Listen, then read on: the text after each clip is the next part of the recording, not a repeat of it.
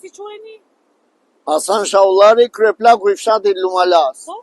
Jam shumë i shqetësuar për vetë problematikën e përmbytjes së fshatit nga lumi Dunavec. Nuk është faktori, plus është faktori kohë, plus është edhe faktori njeri.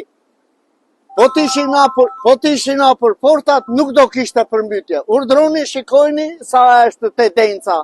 Lartë me poshtë në portat. Çfarë ka përmbytur? Në fshetre lartësi, urdhro, shikoje. Janë të blokuar nga shkallë. Zotri, më thuaj pak çfarë demi të zberë? Demi është bere i papar. Nulla që kojë magazinë pra. Po këti magazina në fshat, vetë mua me është bërë një dem gati 2 milion lek.